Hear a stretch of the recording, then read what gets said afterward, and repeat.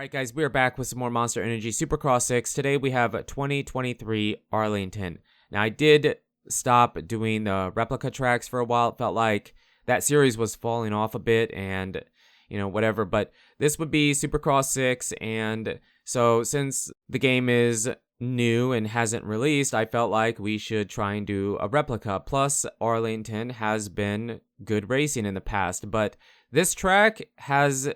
Or I guess I should say I feel the same way about this track as I did last year. The design, it's okay, but it isn't the best design in the world. We have two rhythm sections that are pretty similar, and then the rest of the track is just kind of cookie cutter, I guess. But it did make for some really, really good racing last year. It was exciting. There was a bunch of stuff that happened.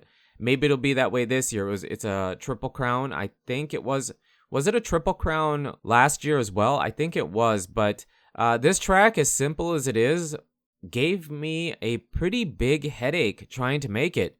And I'm going to tell you why. So, as simple as the track was, the jumps feel a bit different. The jumps, as far as I can tell, are the exact same jumps we had in Supercross 5, as far as track editor pieces to choose from. But the small jump, and I did mention it in the track editor video, it feels different. It feels like you go higher, and it's too big to be the small jump. So what I ended up doing was I ended up using the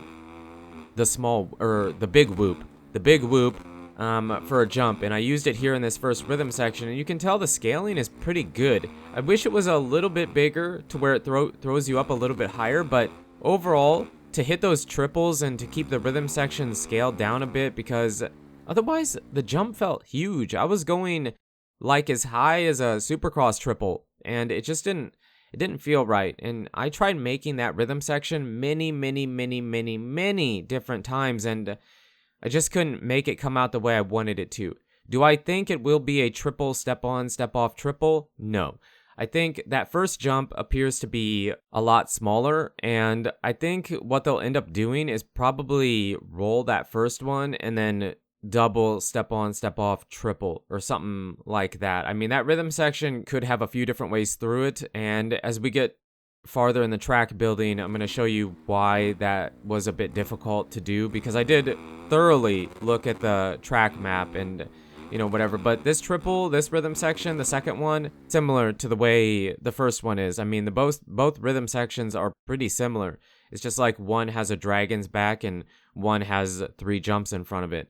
And then we cut across the track. We do have a section of whoops, but that's pretty easy to build. Now, this part, there is a bridge that goes across the track. I got very lucky that it did fit just about right. Just about right. We didn't have much space to spare there, but I was looking at the map and I made it a double and then jumping over the bridge. I don't know if it will be that way. That third jump, I don't know if that was big enough to indicate that they'll actually jump over the bridge. Maybe they do. That'd be really cool. It'd be a bit different, but I don't know if they will. So the reason I left it that way is because it's way more fun to do in the game. And the bridges this year, I did not mention it, but the bridges this year are so weird. The faces of the bridges are odd.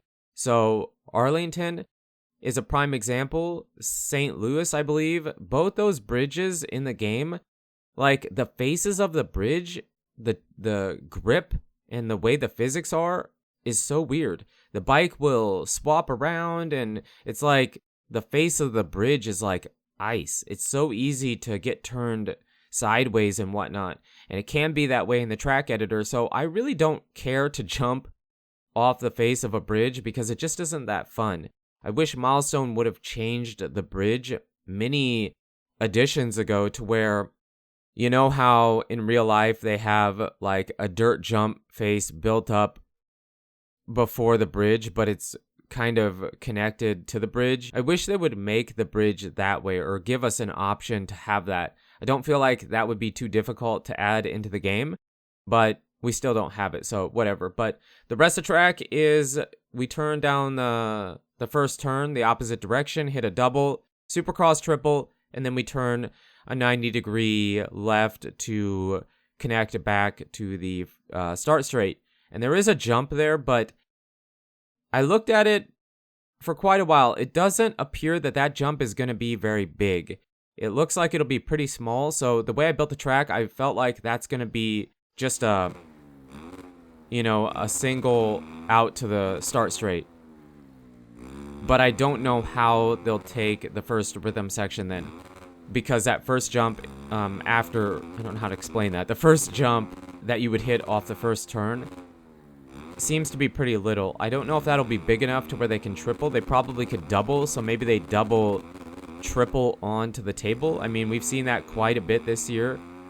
Just the way they're taking the tracks this year is so video game. I mean, the lines are crazy. There's so many quads. I mean, I'm making this after after Oakland, and the quad that we saw Jet do before the finish line. I mean, my tracks have been pretty good for the most part. I feel like the way I've been making my tracks have been pretty similar to the way they've been doing it in real life, or at least an option. And then Coop was like quadding into that rhythm section at Oakland before the finish line at the very end. I don't remember seeing anybody else do that. That was a really sweet line. So there's some really crazy stuff the riders are doing. I mean, the tracks are crazy. It's really fun to watch. I mean, really good stuff. But here we have Jason Anderson. I'm going to run a race. The AI is still typically very, very bad.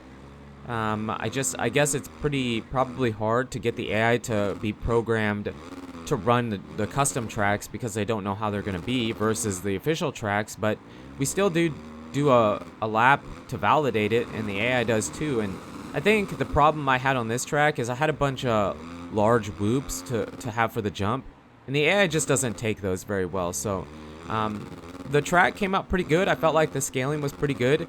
The large whoop as a jump can be a bit annoying if you don't get a good run at it or a good preload, but I probably won't validate this track because the game isn't even out yet. By the time you see this video, you probably see the video Thursday or Friday before the race. And no, I don't have the game anymore. I haven't had the game for a while, but I was planning on doing this when I had access to the game, which was very, very early February, right? So had this planned for a while. But yeah, another thing I do want to say is that jump, when we connect back to the first turn, it didn't appear, I don't know if I mentioned that already, it didn't appear that was going to be a big enough of a jump to double back in to that first rhythm section. Maybe it is, but on the map at least, it felt like that was going to be a small jump out to flat, and then they'd take that rhythm section however they decide to take it. So overall, I mean, track, pretty simple. I think they're probably going to do something very similar to what we're doing here.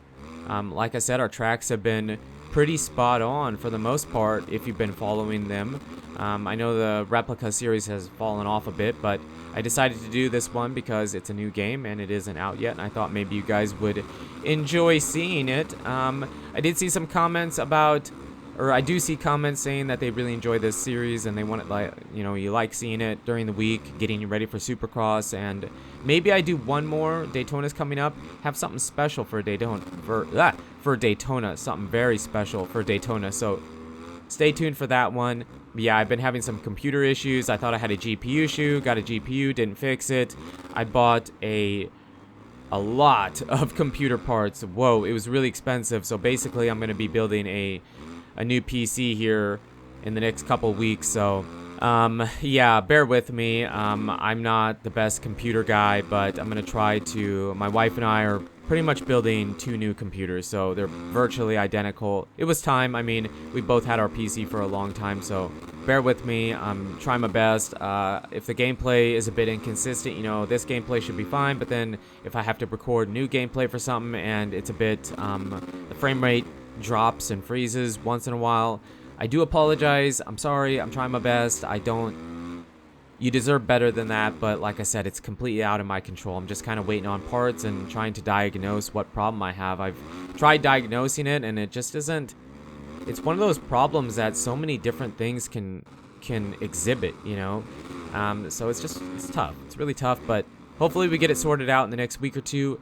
Let me know in the comments what you guys think. What do you think about the season? The racing has been great. Oakland was awesome. Tampa was awesome. We haven't talked about it. That 250 race from Tampa with Hunter Lawrence and Nate Thrasher was crazy. That was nuts. The 450 was great. What do I think about this race? Who do I think has a good chance? I mean, Tomac is kind of a beast at Triple Crowns. I see Tomac doing well. Chase is really good at the sprint races like this.